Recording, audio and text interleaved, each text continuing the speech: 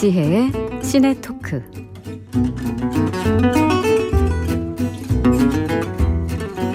매주 금요일에는 이지혜 영화 저널리스트와 함께 키워드로 영화를 만나봅니다. 어서 오십시오. 네, 안녕하세요. 오늘 아주 상큼하십니다. 감사합니다. 정말 우리 기자님은 네. 얼마나 많은 영화를 봤겠습니까? 그리고 네. 영화의 소위 전성기와 부진기를 많이 보셨을 텐데 네. 그러다 보면은 이 영화는 진짜 잘 될 줄 알았는데 흥행에는 별로 성과를 못 봤다든지 아니면 별로 기대를 하지 않았는데 엄청난 인기를 얻었다든지 네. 뭐 그런 상황들이 많이 있었을 거 아니에요. 네. 근데 기대했는데 관심 못 받은 작품 있을 때 네. 그냥 기자로서 네. 응원하고 싶은 마음으로 어떻게 하시는 응원법이 있을까요? 제가 SNS를 막 열심히 하지를 않아서 거기서 막 얘기를 하지는 못하고 네. 주로 이렇게 방송에서 영화 소개할 기회가 있으면 네. 이렇게 꼭 소개하려고 노력을 하죠. 제가 되게 보고 나서 이제 이 영화는 1000만 영화가 될 것 같아 라고 얘기했던 이제 영화들이 몇 편 있는데 한 번도 맞춰본 적이 없어요. 그래서 마음이 그렇게 아픕니다. 흥행을 맞추고 내가 좋아하는 영화를 또 대중들도 다 같이 좋아해 주는 게 너무나 어려운 일이란 걸 잘 알아서요. 네. 그런 영화가 있을 때는 이렇게 좀 한 번이라도 더 얘기하려고 합니다. 한복을 입고 한번 춤을 추면서 제가 그렇게까지요? 제 영화도 아닌데. 저도 한번 무리 한번 해봤습니다. 그러니까요. 영화라는 거는 네. 굉장히 취향을 다루는 분야라서. 맞아요. 그렇죠. 나한테는 좋았지만 또 소개했는데 그 사람한테는 또 별로일 수도 있고 그래서 참 어려운 것 같긴 합니다. 네. 자, 아무튼 더 많은 영화가 더 많은 관객들과 만날 수 있기를 바라는 마음으로 오늘 신작 소식부터 해볼까요? 어떤 영화 요즘 상영 중이에요? 네, 지금 이 계절에 딱 맞는 영화가 돌아왔습니다. 네. 영화 모아나인데요. 오. 굉장히 많은 사랑을 받은 애니메이션 시리즈를 이제 실사화한 영화예요. 모아나라는 이제 소녀의 네. 모험과 꿈을 그린 영화죠. 그 애니메이션이 굉장히 많이 사랑을 받고 저 너무 좋아했어요. 네, 최근에도 속편이 나와서 그것도 굉장히 큰 흥행을 했었는데 네. 많은 분들이 모아나 3편을 기다리시는 와중에 이제 모아나 1편을 실사화한 영화가 등장한 거죠. 그 애니메이션을 실사화하는 거에 네. 대한 기대를 많이 갖나요? 기대가 많은데 최근에는 좀 부진했던 게 사실이에요. 기존에 특히 나왔던 작품들이. 네, 디즈니 같은 경우에는 이제 백설공주도 이제 실사화하면서 흥행에 참패하고 네. 사실 모아나도 지금 흥행 성적이 그렇게 좋지가 않아요. 지금 3,700억 원의 이제 제작비를 쏟아부었는데 네. 이제 오프닝 주에 이제 사실 영화는 판가름이 나죠. 근데 600억 원 정도밖에 회수를 못하면서 사실상 지금 흥행 전선이 굉장히 어려운 상황인데 네. 앞서 말씀하신 것처럼 저는 모아나를 너무 사랑하기 때문에 네. 응원하는 마음에서 제가 소개해드리려고 가져왔습니다. 좋습니다. 저는 이 애니메이션을 일단 먼저 봤을 때 모아나라는 이 주인공, 이 네. 소녀 캐릭터에 완전히 매료돼 버렸었거든요. 그쵸. 너무 주체적이고 네. 도전적이고 용감하고 네. 그래서 그 학부모 입장 돼서 딸에게 저렇게 컸으면 좋겠다. 모아나 같이 살면 돼. 너무 뭐 좋죠. 이런 이야기를 했던 기억이 나는데 네. 이번 실사 영화가 이 작품 자체가 이제 그 폴리네시아 문화권 모습을 네. 잘 살린 작품이잖아요. 네. 그래서 배우들의 문화적 배경, 뭐 정체성 이런 것까지 고려해서 캐스팅했다는 소문이 있던데 네. 어떻습니까? 모아나 이 주인공 캐릭터가 제일 중요하죠. 그렇죠. 어떤 소녀가 맡을지. 근데 3만 대 1의 경쟁률을 뚫고 예. 이제 뽑힌 소녀가 바로 이 폴리네시아 문화권 그리고 영화의 배경이 되는 이 사모아 제도 출신이에요. 네. 그리고 할머니, 뭐 할아버지도 다 이쪽 출신이기 때문에 어떤 정체성 면에서 또 문화적 배경 면에서 이 문화에 대해서 아주 잘 알고 있는 배우라고 할 수 있을 것 같고요. 네네. 이 하와이 출신 배우 아오이 크라바로가 사실 모아나 애니메이션에서 영화 목소리를 연기하면서 너무 잘했잖아요. 네. 그래서 이번에도 그 배우가 하지 않을까 실사로도. 네. 라는 추측이 있었는데 새로운 얼굴이 등장을 했죠. 근데 사실 이 배우의 사진만 봐도 이 캐서린 라가이아거든요. 네. 어쩜 이렇게 자존감이 높고 차돌처럼 단단해 보일까라는 게 네. 그냥 멈춰서 있는 사진만 봐도 느껴지거든요. 그래요? 예. 굉장히 캐스팅을 잘했고 이번 영화에서도 뭐 노래나 춤 모두 직접 다 소화하면서 이제 1대 모아나에 뒤지지 않는 그런 카리스마를 가지고 있는 배우입니다. 네. 이 배우는 기존에 연기를 하던 배우인가요? 아니면 이번이 첫 작품인가요? 이번이 이제 첫 작품이고요. 와. 스타 탄생이죠. 그러네요. 그리고 또 하나 중요한 인물이죠. 네. 모아나의 옆에서 모아나와 함께 이제 모험을 이끌어가는 마우이, 네. 반인반신 마우이인데요. 마우이 같은 경우에는 애니메이션과 마찬가지로 애니메이션에서 목소리 연기를 했던 드웨인 존슨이 실사에서도 사실 이런 경우는 거의 없거든요. 네. 실사에서도 연기를 하는데 마우이 그 자체죠. 너무 잘 어울리는. 네. 드웨인 존슨도 자신의 뿌리인 이 사모아계 문화권에 대한 굉장히 큰 자긍심을 가지고 늘 기회가 될 때마다 자신의 문화에 대해서 알리고 애정이 넘치는 배우인데 네. 이 배우가 이 마우이 역할을 한 만큼 이번에도 마우이의 그 깨알 같은 쇼맨십이 기대되네요. 정말 잘 발휘됩니다. 네. 자, 이 영화 추천해 주시는 이유는? 네. 모아나에 대한 애정?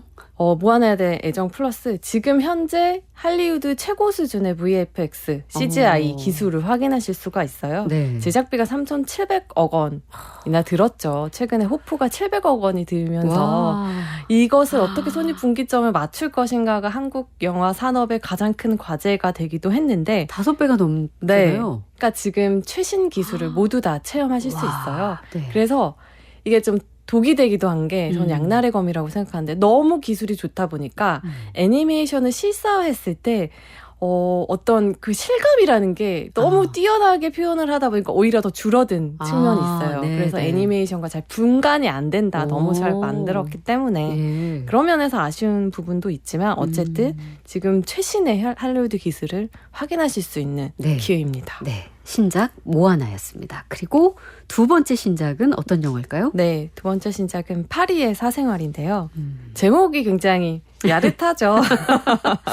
파리라는 것과 네. 사생활인 것이 이 두 조합이 아주 흥미로울 것 같은데요? 네, 네. 이 영화는 제목만큼이나 일단 캐스팅에서부터 이 영화는 봐야겠다라는 생각이 드실 텐데요. 네. 조디 포스터가 주연을 맡았어요. 정말 좋아하는 배우입니다. 네, 이 영화에서 정말 영화를 끌어가는 스타 배우의 힘이란 게 이것이구나 확인하실 수 있는데요. 네. 파리에 사는 미국인 정신과 의사예요. 그래서 릴리안이라는 인물을 연기하는데 본인이 9년간 담당했던 환자인 이 폴라가 스스로 목숨을 끊었다는 소식에 혼란에 휩싸여요. 네. 그러면서 이제 릴리안의 일상이 뒤흔들리고 릴리안은 폴라가 타살 당했다라고 믿어요. 그리고 그것도 그 폴라의 남편에게 살해당했다라고 믿고 네. 그 증거를 찾기 위해서 여기저기 막 이제 수사하고 돌아다니는 거죠. 마치 양들의 침묵의 스탈링 요한처럼 네. 수사를 하는데 굉장히 어설픕니다. 그러면서 영화가 이거는 심리극인지 스릴러인지 수사물인지 관객이 헷갈릴 때쯤 네. 릴리안의 무의식이 영화의 중심에 놓이게 되면서 대체 이 영화는 어떻게 되는 거지? 관객마저도 혼란에 빠집니다. 면서 끝나요? 확실한 결말은 보여줍니다. 아, 그렇습니까? 네. 아니, 얼핏 듣기에는 약간 스릴러 장르 같거든요. 네. 이제 제목으로는 또 낭만적인 로맨스 드라마를 기대하고 있다가 네. 전혀 새로운 방식으로 흘러가는데 네. 조디 포스터 연기는 뭐 말해 무엇 할까요?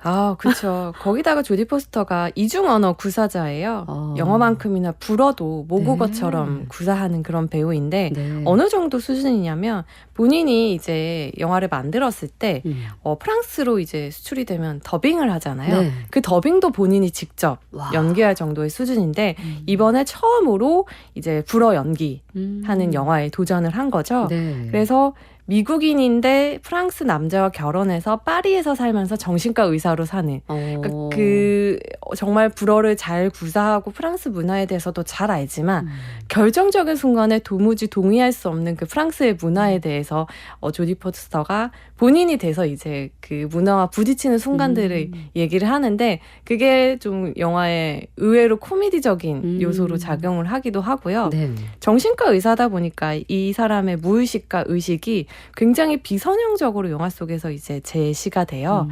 이 릴리안의 의료소가 프랑스의 아파트 이제 거의 꼭대기층에 있는데 거기는 엘리베이터가 잘 없잖아요. 네. 그래서 이렇게 나선형으로 돌아가는 계단을 올라가서 나오는 진료소인데 그것처럼 저 깊은 계단 안에 있던 무의식이 점점 이제 끌어올려 오면서 수면 위로 드러나는. 네, 릴리안이 이제 현실과 혼동하기도 하고 현실의 어떤 문제들을 무의식을 끌어와서 해결하려고 하면서 이제 파열음이 일어나는 이야기죠. 굉장히 재밌겠는데요. 네. 추천해 주시는 이유? 네. 일단은 영화를 예측할 수가 없어요. 처음엔 정신과 의사니까 뭐 무의식 프로이트적으로 얘기하려나? 가다 보면 어느새 스릴러가 되어 있고 어느새 또 이제 수사를 하고 있어요. 네. 그러다가 또 어느새 코미디적인 상황들이 나오거든요. 예. 그만큼 이 레베카 질로토프스키 감독의 예상할 수 없는 연출이 굉장히 흥미 포인트가 돼요.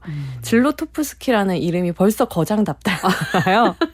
여성 감독인데요. 네. 지금 현재 프랑스에서 가장 손꼽히는 감독 중에 한 명이에요. 그렇습니까? 셀린 시아마나 지스틴 트리에처럼 이 칸에서 수상한 이 여성 감독들과 어깨를 나란히 하면서 가장 신뢰를 받고 있는 감독이기 때문에 네. 이 영화 같은 경우에는 최신의 프랑스 영화가 지금 어디에 있는지 그 위치를 좀 확인하실 수 있을 것 같아서 네. 흥미롭게 보실 수 있을 것 같습니다. 저는 이거 꼭 보겠습니다. 네, 마음에 추천드립니다. 들었어요. 네. 자, 본격적으로 이번 주 영화 만나보겠습니다. 어떤 영화 우리 다시 볼까요? 네, 최근에 비가 굉장히 많이 내렸잖아요. 네. 그래서 저는 막 억수같이 쏟아지는 비를 보면 생각나는 영화가 있어요. 그래요? 바로 이 영화인데요. 네. 메디슨 카운티의 다리입니다. 이 영화를 억수같이 비가 쏟아질 때 떠오른다고요? 네, 이 영화에서 억수같이 쏟아지는 비를 맞는 남성의 처절한 장면이 있거든요. 이 너무 오래전에 봐서 기억이 잘 그죠? 안 나네요. 예. 이게 30년이나 개봉한 지 됐고 또 베스트 베스트셀러 소설을 원작으로 한 영화라서 맞죠. 소설을 읽으신 분도 많을 거예요. 네. 줄거리는 간단해요. 이 메디슨 카운티에 도착해서 사진작가가 거기에 유명한 이제 다리를 잡지 실기 위해서 사진을 찍는데요. 거기에서 이제 처음 어떤 여인을 만나요. 네. 프란체스카라는 여인인데 이 여인과 첫눈에 반하게 돼서 아주 짧은 시간 서로 사랑을 나누는데 이 여인은 이미 결혼했고 자식까지 있어요. 그리고 늘 모험을 하면서 살아온 사진작가 같은 경우에는 곧 이곳을 떠나야 돼요. 네. 어떻게 보면 이별이 예정되어 있는 사랑을 하는데 예정된 이별이 왔을 때 이 둘이 그 깊은 공감을 한 시간들을 버리고 떠날 것인가 아니면 함께 떠날 것인가 네. 제 고민에 휩싸이는 그런 이야기입니다. 그러니까 그냥 사실 지금 들으면 불륜 이야기인데 네. 근데 굉장히 아름다운 장면으로 기억되는 것 같긴 합니다. 네. 30년이 지나긴 했습니다만. 네.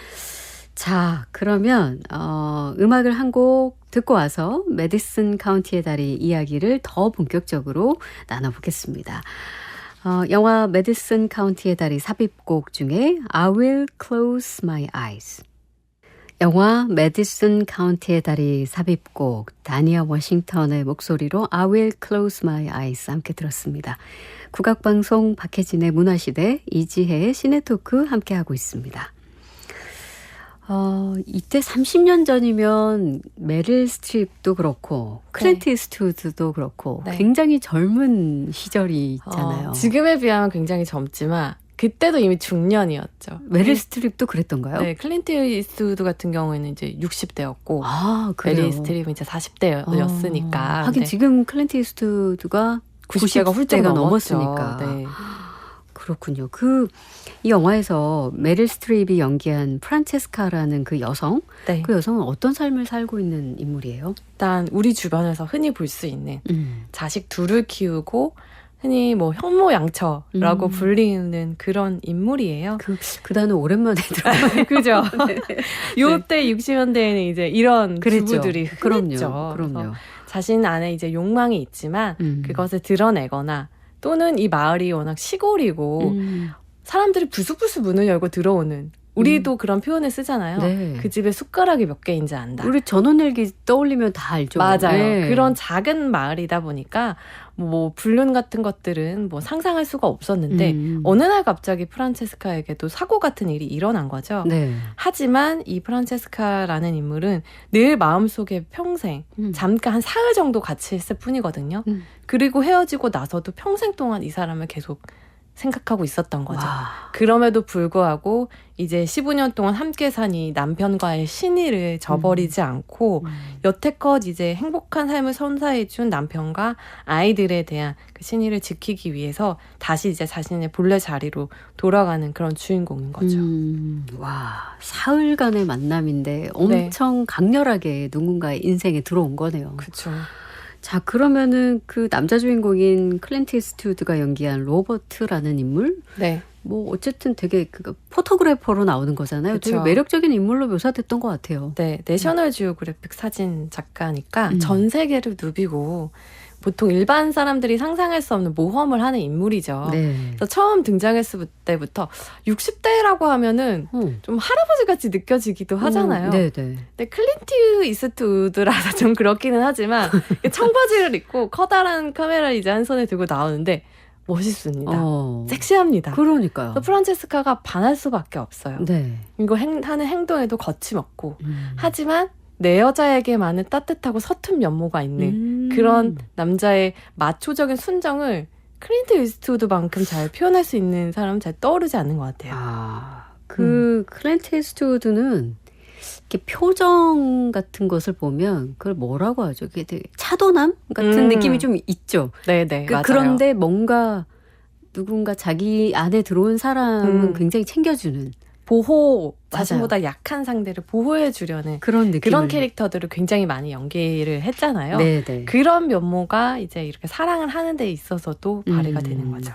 그런데 이게 뭐 소설이 원작이긴 합니다만 네. 왜 하필 두 사람의 만남이 네. 이 메디슨 카운티 다리 네. 여기에서 시작됐을까요? 다리라는 것이 우리 오작교처럼 견우와 직녀를 이어주는 네, 전 서로 세계적으로 다른 세계를 이어주는 그런 의미잖아요. 네. 그래서 사실 메디슨 카운티의 다리 하면 다리가 되게 중요하고 이 다리가 엄청 크고 웅장하고 아름다울 것 같잖아요. 근데 영화 속에서 그냥 시골에 있는 작은 어떻게 보면 그냥 좀 소박하기도 한 그런 다리예요. 네. 그런데 시간이 지나서 보면 초라하기까지 보이는 다리지만 그 다리에서 사랑을 나눌 때 그 다리만은 정말 견우와 직녀의 오작교처럼 너무나 소중하고 아름다운 그렇죠. 공간이 되는 거죠. 네, 네. 그러니까 어떻게 보면 좀 사랑에 대한 은유이기도 한 거죠. 네.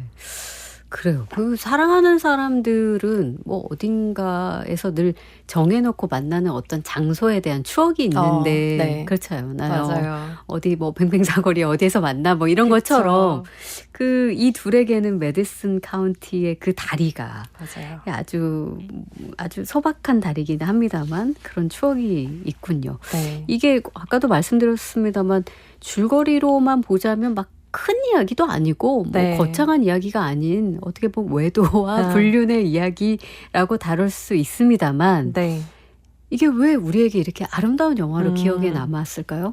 결국에는 삶에 대한 이야기를 하기 때문인 것 같아요.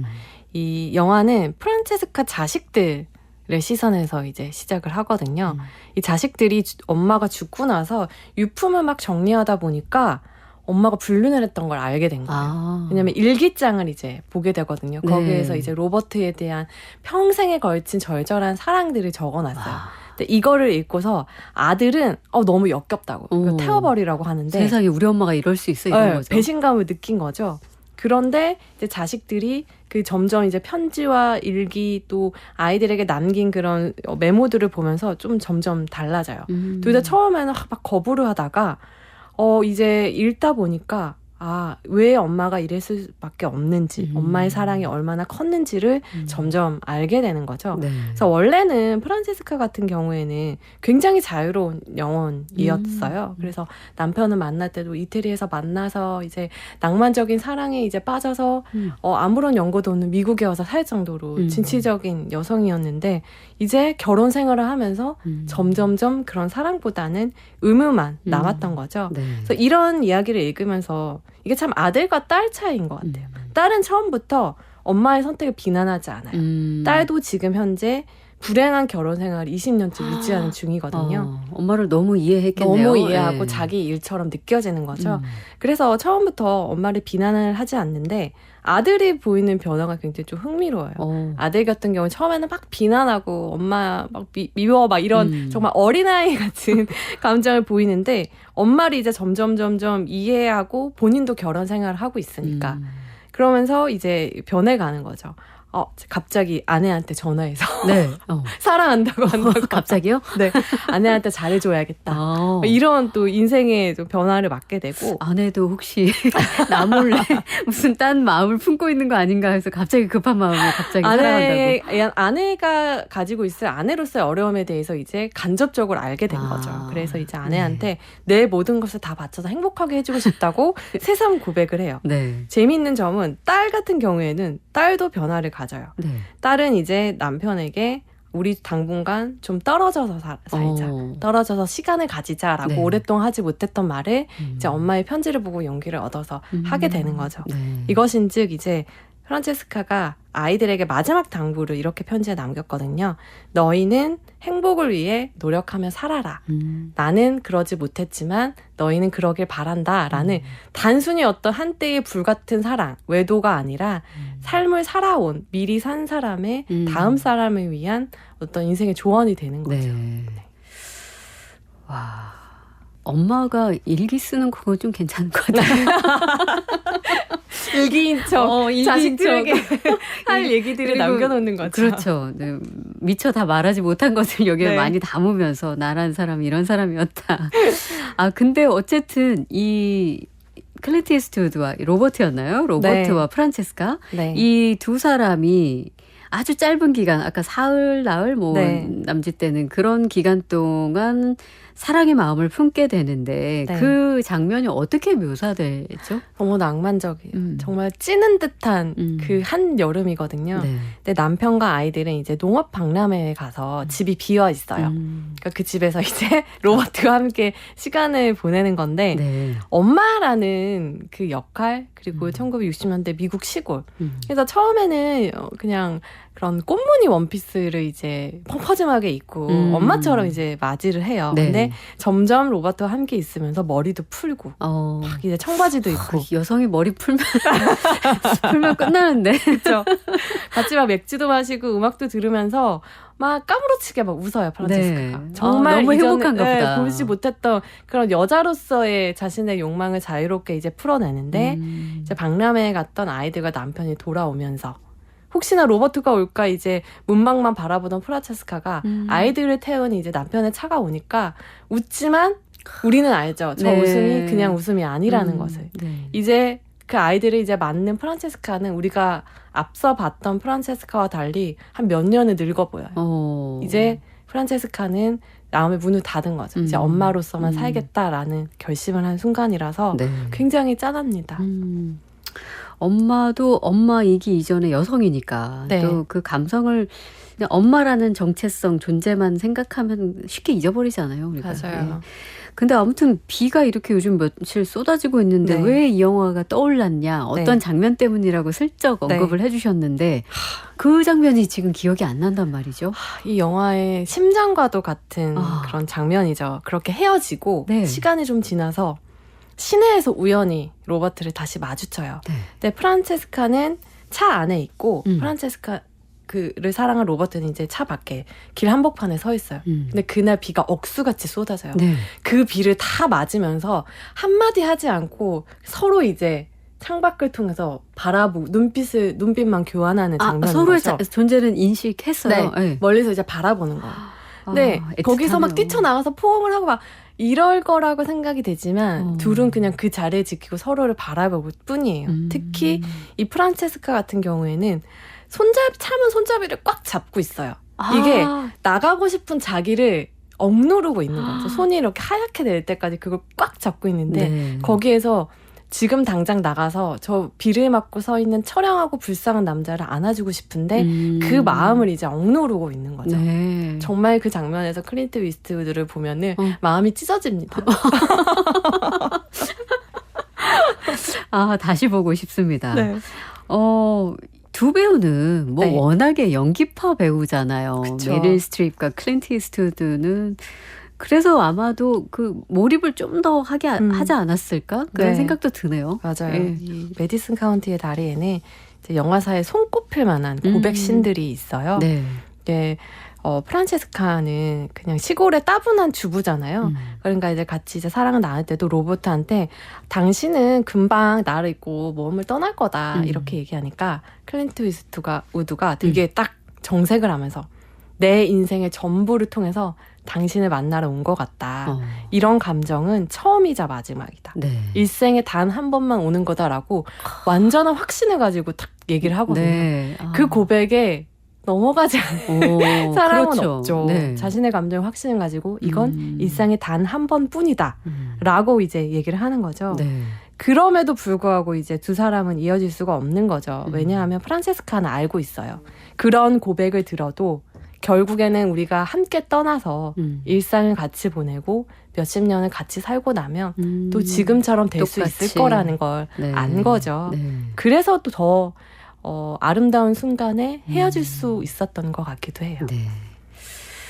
그 클린트 이스트우드는 이 영화에서 주연을 맡고 있기도 합니다만 네. 이 영화 감독이죠. 그렇죠. 걸출한 거장 감독이기도 하죠. 그게 그러니까 이 클린트 이스트우드가 이 작품이 감독으로서의 첫 작품은 아니고 굉장히 꽤 많은 작품 연출하지 않았습니까? 70년대부터 이제 배우 겸 감독으로 이제 활동을 해서 사실 배우로서 정점에 오른 인물이 이렇게 감독으로서도 정점에 올랐던 거는 이제 할리우드에서도 클린트 이스트우드가 최초였죠. 네. 지금이야 뭐 병행하는 경우가 많지만 그렇죠. 이때는 굉장히 드문 일이었고 무엇보다도 클린트 이스트우드는 서부 영화의 맞아요. 영웅이잖아요. 네.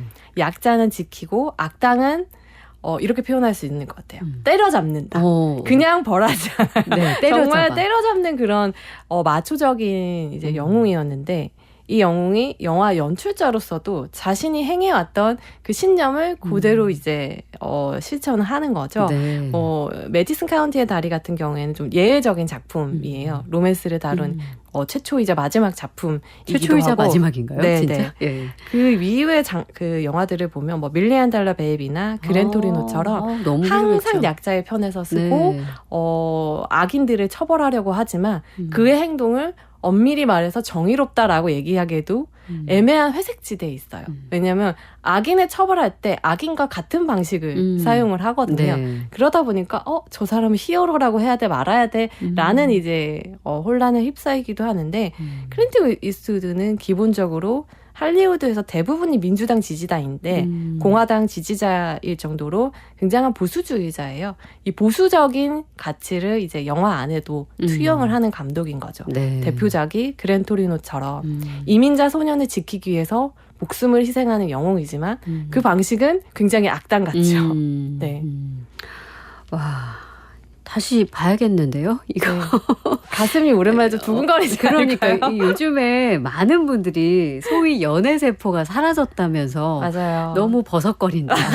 나라는 인간이 이렇게 나뭇잎같이 버석거릴 수 있느냐 이런 얘기를 주변에서 많이 하는데 그럴 때 굉장히 추천할 만한 영화가 아닌가 싶습니다. 네. 자, 그러면 아무튼 이 둘의 사랑은 이제 그렇게 끝나게 되는 거예요. 결국 이루어지지 않고. 그러니까 현실에서의 그런 이루어지지 않는다라고 본다면 이루어지지 않은 것처럼 보이지만 결국에 마지막에 이제 죽어서까지 아이들에게 유언으로 남긴 편지들을 보면 이 둘은 아주 깊은 단계에서 이루어졌구나라는 생각을 할 수 있거든요. 네. 그래서 마지막에 대해서는 영화로 직접 좀 확인하시면 감동이 더 크지 않을까 싶습니다. 알겠습니다. 자, 전체적인 한 줄 평이 나올 수 있을까요? 저한테 메디슨 카운티의 다리는 어렸을 때 기억이 굉장히 커요. 제가 어렸을 때 도서 대여점에서 책을 빌려보는 걸 굉장히 좋아했는데 비디오나 책도 다 저희 엄마랑 같이 봤거든요. 네. 엄마도 책을 너무 좋아해서 막 테마록도 같이 보고 시드니 셀던의 소설도 같이 읽고 막 이랬었는데 엄마가 메디슨 카운티의 다리만은 혼자 읽으셨어요. 저한테 못 보게 하셨어요. 그래서 그때는 그런 내용이라는 걸 모르고 이건 분명 야한 거다. 그래서 야한 거 나도 어떻게든 읽어봐야지 하고 막 구해서 읽은 적이 있는데 안 야한 거예요. 그래서 너무 실망했던 기억이 있는데 이제 한참 지나서 엄마 정도 나이가 돼서 이 소설을 읽고 영화를 보니까 왜 엄마가 이걸 혼자 읽으려고 했는지 그 마음이 이해가 되는 거예요. 네. 그래서 아마 어렸을 때 이 라디오에서 메디슨 카운티의 다리 이런 그 소설 광고를 들으신 분들이 많을 거라고 저는 기억이 되는데 지금 나이가 들어서 한 번 더 보시면 또 남다르게 느껴지지 않을까 싶습니다. 자, 이제 시네토크 이번 주 주목할 만한 신작 모아나와 또 파리의 사생활이었고요. 클린트 이스트우드 감독의 메디슨 카운티의 다리까지 소개해 주셨습니다. 고맙습니다. 네, 감사합니다. 오늘 준비한 순서 여기까지입니다. 이렇게 확실한 감정은 일생에 오직 한 번만 오는 것이요. 메디슨 카운티의 다리 속 대사 남겨드리면서 저도 인사드리겠습니다. 마지막 곡으로 영화 메디슨 카운티의 다리 OST 가운데 도 아이스 전해드립니다. 지금까지 박혜진이었습니다.